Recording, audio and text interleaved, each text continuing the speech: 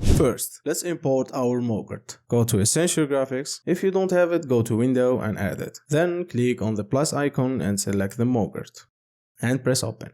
This is our MOGRT. To use it, just drag and drop it into your timeline. Then go to Edit and you find regular text and stroke text. Let's use High, and as you can see, it auto-resizes to fit the frame. To apply the stroke, right here and enable stroke. You can also change the color of the text. Now, let's use a short paragraph, like this. Thank you for the 500 subscribers. I really appreciate it. Thank you. As you can see, it fits the frame automatically. Now, let's compare it with the normal text tool. You can see it takes time to adjust the text. And if you want to delete and have like just 2 words, you can do it.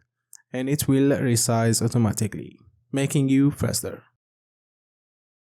If you like this, you definitely love the next video. And don't forget to like and subscribe on your way. Stay creative and I'll see you in the next one. Peace!